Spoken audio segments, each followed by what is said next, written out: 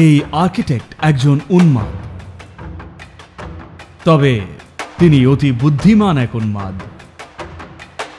তিনি এমনভাবেই গড়েছিলেন, এমনই তার স্পর্ধা, যে আপনি একটা স্তম্ভ সরিয়ে নিলেই গোটা মন্দিরটাই ভেঙে পড়বে। হাজার বছর আগেকার কথা, যখন কোনো ক্রেন ছিল না, কোনো মেশিন ছিল না, যানবাহন ছিল না, ছিল না কোনো রকম যান্ত্রিক সুবিধে, তারা 10 মাইলের একটা ঢালু পথ তৈরি করে সেই কাদামাটির পথ বয়ে এই একখণ্ড পাথরকে টেনে 160 ফুটেরও বেশি উঁচুতে উঠিয়ে তা দিয়ে একটা গোপুরম নির্মাণ করেছিলেন।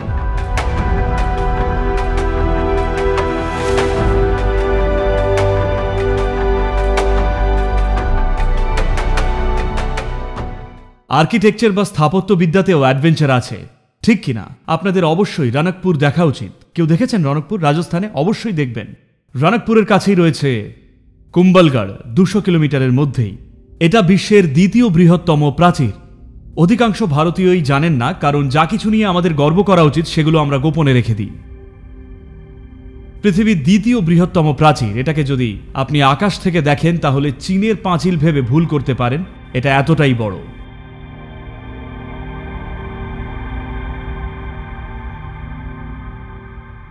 কিন্তু অধিকাংশ ভারতীয় এমন একটা প্রাচীর যে আছে সেটাই জানেন না। এটা রয়েছে কুম্বলগড়ে। এর পাশেই রয়েছে রনকপুর। এই আর্কিটেক্ট একজন উন্মাদ, তবে তিনি অতি বুদ্ধিমান এক উন্মাদ, কারণ তিনি জানতেন তিনি কি করছেন। দেখুন, একটা বিল্ডিং যদি বানান, এই মন্দিরটায় 1000টা স্তম্ভ রয়েছে।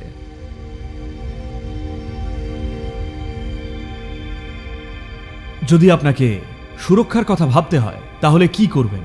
ঘটনাক্রমে একটা সময় পর যদি একটা স্তম্ভ ভেঙে পড়ে, কারণ তখনকার দিনে একমাত্র উপাদান ছিল পাথর, কোনো স্টিল ছিল না, কংক্রিট ছিল না, আপনাকে নিশ্চিত করতে হতো একটা স্তম্ভ ভেঙে গেলেও দ্বিতীয় কোনো স্তম্ভ যেন মন্দিরকে সোজা ধরে রাখে।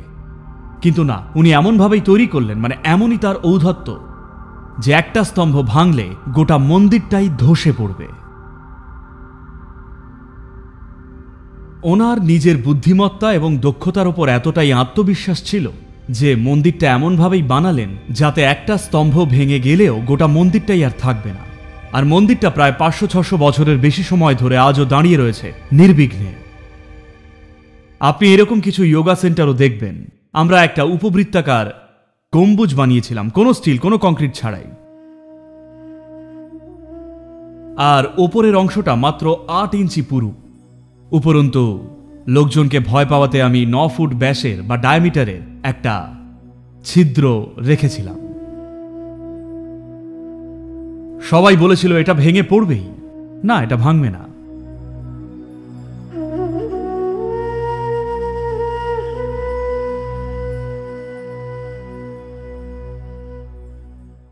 আর প্রাচীন মন্দির দেখতে চাইলে দক্ষিণে তো আপনাকে আসতেই হবে, তার কারণ উত্তর ভারতের অধিকাংশ যে প্রাচীন মন্দিরগুলো ছিল তা এখন আর নেই। নতুন যে মন্দিরগুলো গড়া হয়েছে তা সবই তাড়াহুড়োর কাজ। কিন্তু যদি দক্ষিণে আসেন, একটা অসাধারণ জিনিস যা নজরে পড়বেই তা হল তাদের জ্যামিতির বোধ। অবিশ্বাস্য কিভাবে তারা এই জ্যামিতি জ্ঞান পেলেন।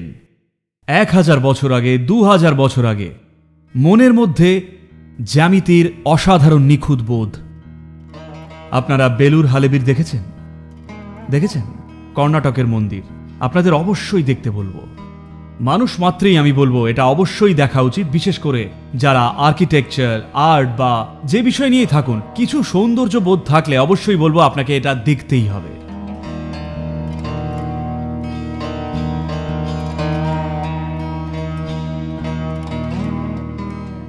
ভাস্কর্য আর নিদর্শন দেখার চেয়েও বড় কথা হলো, এগুলো যারা বানিয়েছিলেন আপনাকে তাদের মনের গভীরে ঢুকতে হবে।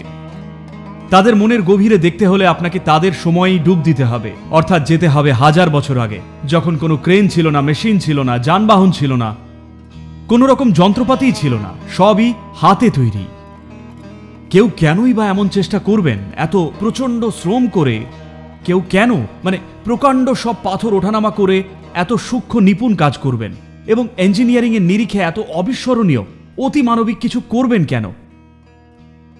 কেউ এসব করতে যাবেন কেন? কি রকম ইচ্ছে শক্তি থাকলে মানুষ এমন কাজ করেন? তা ভাবতেও অবিশ্বাস্য লাগে। যদি থাঞ্জাভুরের মন্দির দেখেছেন কেউ? এই মন্দিরের গোপুরমের ওজন বোধহয় 180 টন। 180, তাই তো? কেউ জানেন? কাছাকাছি হবে, আমার মতে 120 টনের বেশি তো বটেই। আর এটা মাটি থেকে 160 ফুট উঁচুতে রয়েছে। তার মানে 10 মাইলের একটা কাদামাটির ঢালু পথ তৈরি করে সেই পথ বয়ে এই খণ্ড পাথরকে টেনে 160 ফুটেরও বেশি উঁচুতে বসিয়ে তা দিয়ে নিখুঁতভাবে খোদাই করে একটা গোপুরম নির্মাণ করেছিলেন।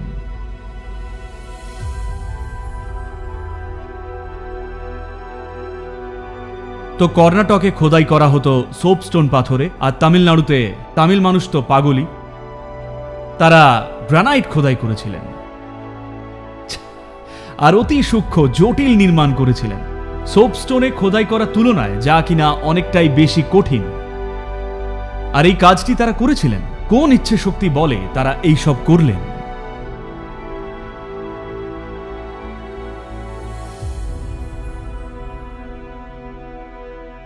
কোনো প্রজেক্ট হাতে নেওয়ার আগে অবশ্যই ঘুরে আসুন। আর এরা কারা, এরা কেমন মানুষ একটু ভেবে দেখুন। শুধুই সৌন্দর্য বোধের জন্যে, বুঝলেন, পেটের দায় নয়। আমরা একটা কারখানার চালা বানাচ্ছি না, শুধুই অ্যাস্থেটিক্স, নান্দনিকতার জন্য নিজেদের সমগ্র জীবন, সমস্ত সম্বল উৎসর্গ করতে তারা প্রস্তুত ছিলেন। আমার মতে সেই সংস্কৃতি আমাদের ফিরিয়ে আনা দরকার। সুন্দর ভারত নির্মাণ করতে চাইলে এটা খুবই গুরুত্বপূর্ণ।